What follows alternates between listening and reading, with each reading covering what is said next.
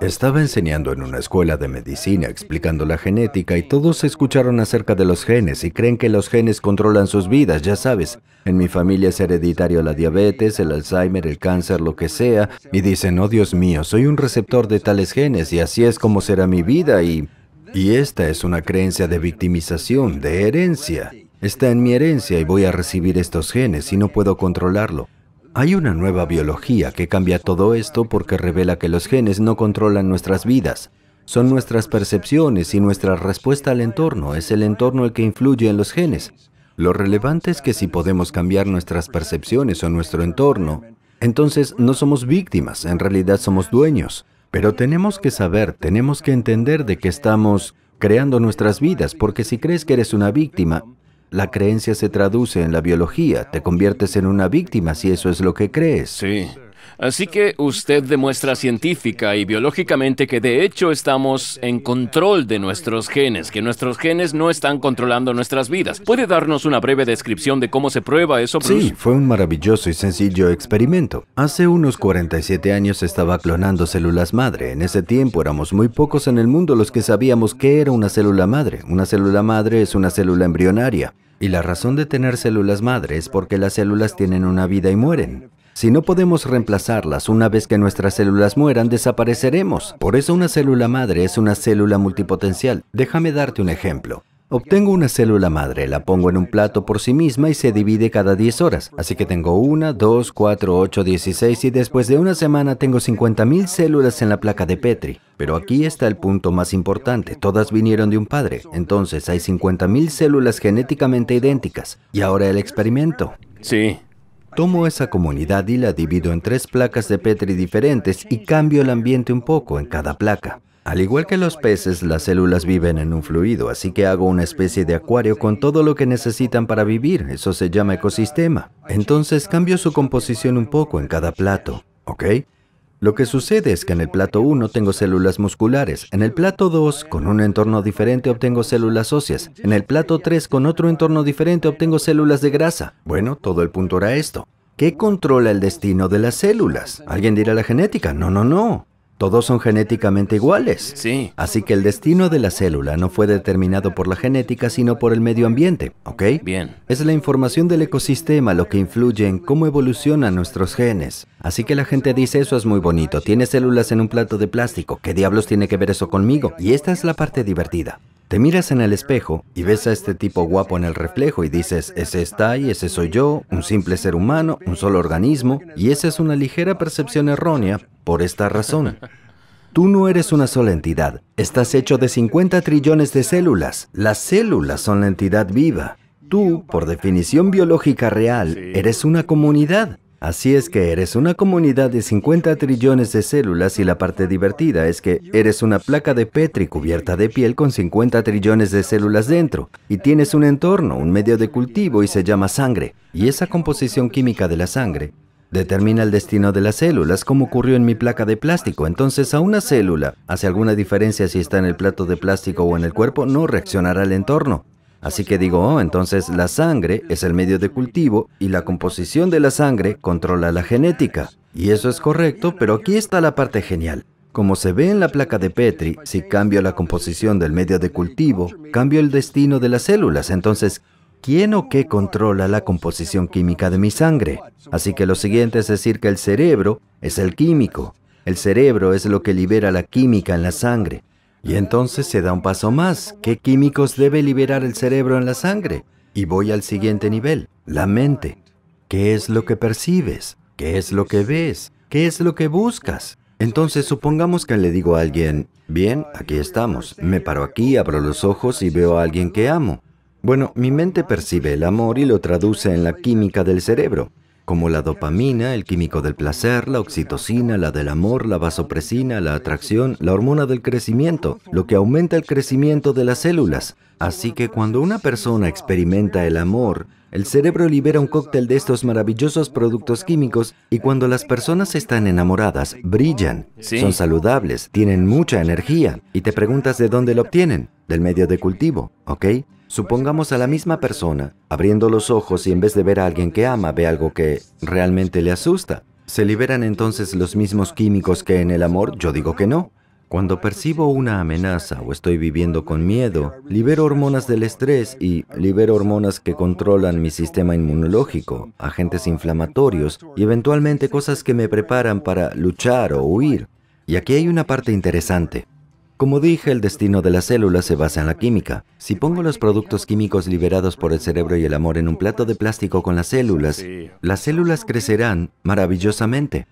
Y si las sustancias salen del cerebro de alguien con miedo, tomo esas sustancias y las pongo en la placa de cultivo. Las células dejan de crecer. Y ellas se protegen, se cierran en sí mismas.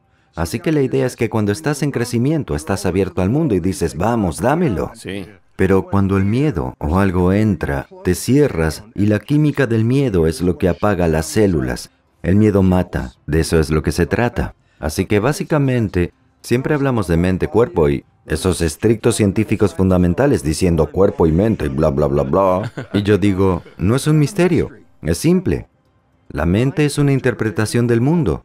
Hace que el cerebro libere química que coincide con la interpretación para coordinar 50 trillones de células para vivir en ese mundo. Son tus emociones, es tu percepción, son tus creencias.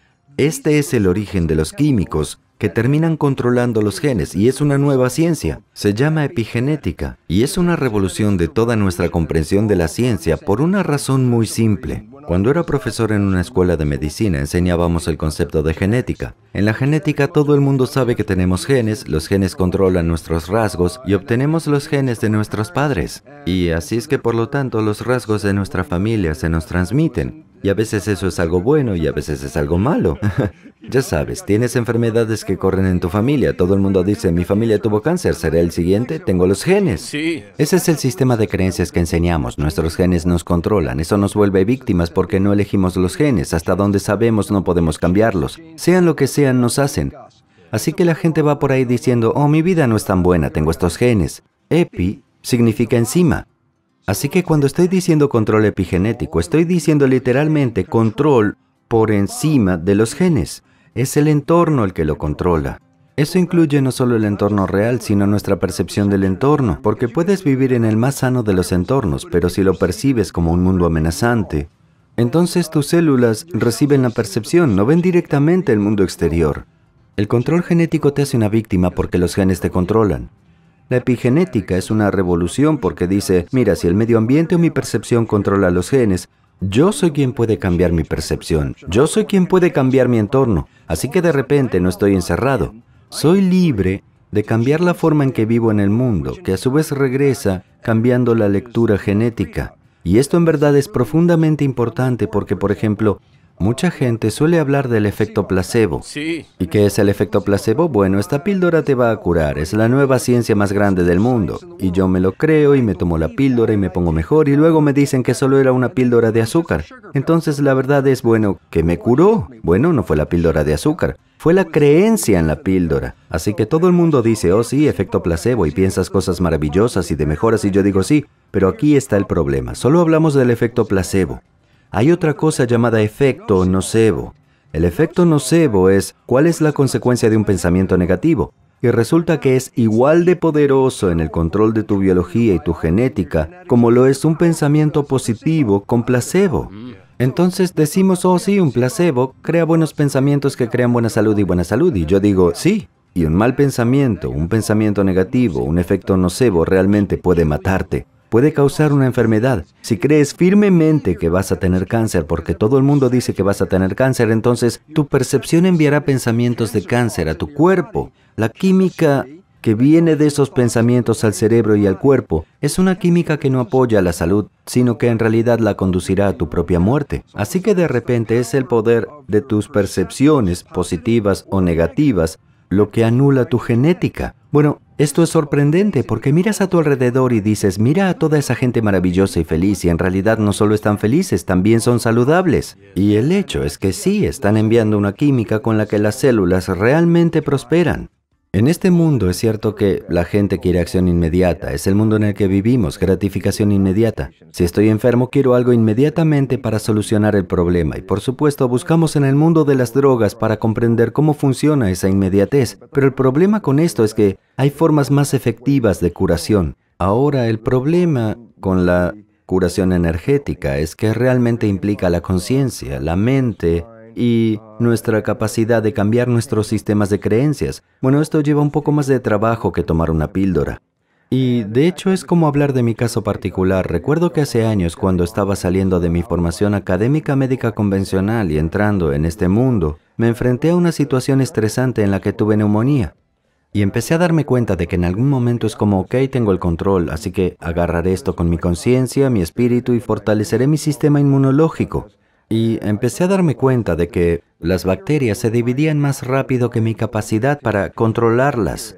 Y así llegó un momento realista. Entendí que, sí, sé que es posible que controle esto, pero el esfuerzo que va a llevar requerirá un poco más de tiempo que con drogas, así que realmente fui y compré penicilina. Y el significado es que cuando la necesitas en ese momento. Pero la cuestión es que si no hubiera estado estresado, si hubiera cuidado mi salud un poco mejor, no habría llegado a ese precipicio en el que me vi obligado a tomar medicamentos. Así que al cambiar de una realidad basada en las drogas a una realidad basada en la medicina energética en el espíritu, tenemos que pasar por una curva de aprendizaje y aprender a tomar el control de nuestros pensamientos, nuestra mente y controlar la biología que se nos dio.